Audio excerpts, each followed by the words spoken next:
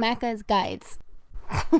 Hey everyone, Macca here playing Call of Duty Black Ops 6 Zombies, and in this video I'm going to show you how to quickly and hopefully easily grab the main Easter egg for the Liberty Falls map. Doing so will obviously unlock the Easter egg itself, complete a whole bunch of challenges, get you a bunch of XP, hopefully you have a ton of fun doing it, and you'll get an achievement or trophy at the end as well. To keep this video from getting too long, I am going to assume you have some knowledge of the map. You'll start the Easter egg off by going up the hill into the church to the Pack-a-Punch room, and here you'll want to interact with the machine on the right side in order to start a little bit of a cutscene and the beginning of the Easter egg.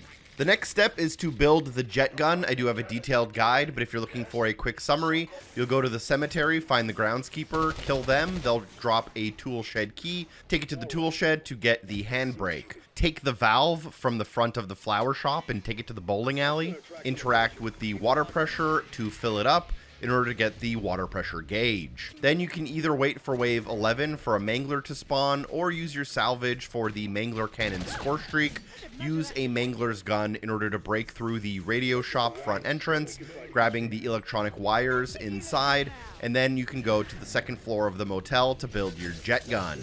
The next step is to use your jet gun to grab 3 pieces to craft the LTG. You'll have to suck in the components to grab them. The first one can be found inside of the church. Look up and near the balcony where the ghost spawns. You don't have to do these in order, but for the next one, let's get on top of the building nearest the kind of main intersection, get a running start onto the box truck in the middle of the road, turning towards the barber shop and sucking in the next component through the upstairs window. For the third part, let's go into the comic book store and look through the roof panels in order to grab this component pretty easily. To assemble this, you'll want to use the zip line that connects to the rooftop of the main building in the middle. I believe this is either the bank or City Hall. And you can craft it on the workbench in the corner on the rooftop, assembling the LTG device, and make sure you grab it once it's ready. At this point, you want to return to the Pack-a-Punch room to interact with the Canister Machine on the right in order to pull out one of the canisters. This does slow down your sprint speed, so make sure that you don't have too many zombies attacking you.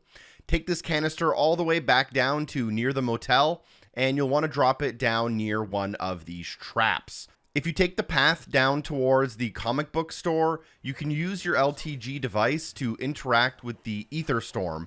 This will begin a longer wave with a ton of enemies. You'll have to protect the LTG device until the 60-second timer is done, at which point a larger enemy will spawn, likely an abomination. What we'll need to do is we'll need to kill the abomination using the Dark Aether Field Generator trap, and we'll need to deliver the killing blow while it's near the canister we placed earlier.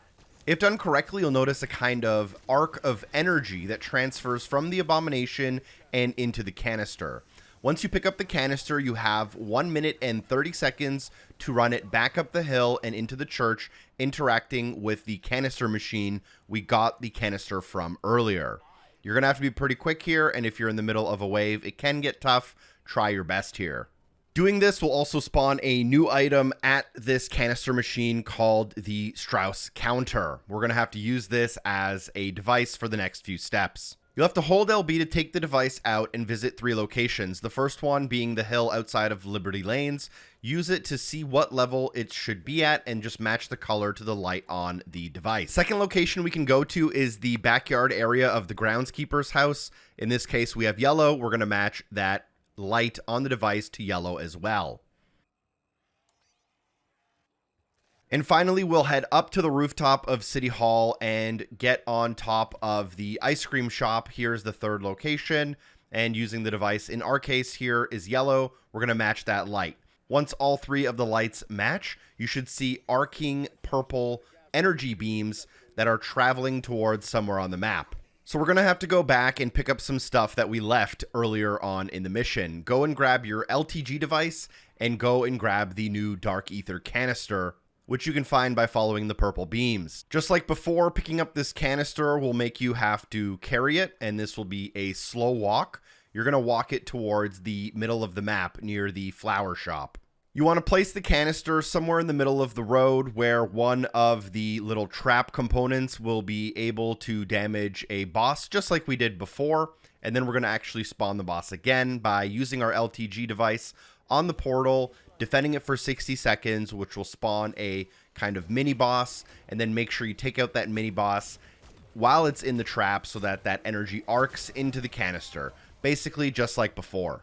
Pick up the canister and run it back to the church, interacting with the machine. This will allow you to activate the SOG generator, which starts the final encounter. I wouldn't recommend activating this until you are fully ready in terms of all of your perks and weapons. You'll probably want to have level 2 pack-a-punched guns, and that includes the jet gun as well as a non-jet gun. You should also use your extra salvage to increase your weapon rarity and buy score streaks to get yourself prepped. Once you're ready, go and activate that SOG generator and prepare for waves of enemies to attack you for the next little while. At this point, you'll be locked into the building, and the machine will work as a souls generator.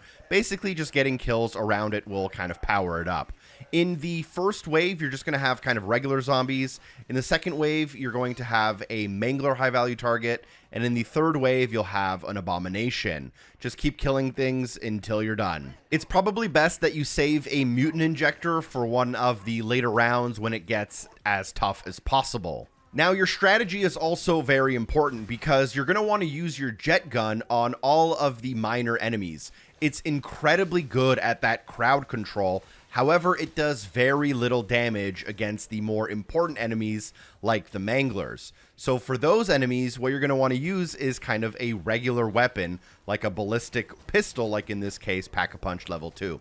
So you're trying to balance and juggle those two weapons back and forth between crowd control and damaging the large Manglers. You will be interrupted every now and again with some dialogue. That means you are making some decent progress, and once the Abomination spawns, that's kind of the last thing you'll need to do is take it out. Once you do, you should hear some dialogue. You'll automatically be downed.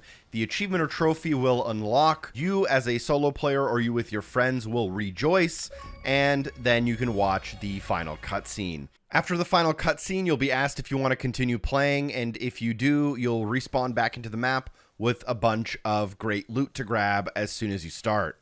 The last step of the Easter egg is to drop a like on the video, share the video with a friend. A special thank you to AJ for capturing the footage used in the video. A super special thank you to everyone on Patreon for supporting the show, and hopefully I see you soon. Peace!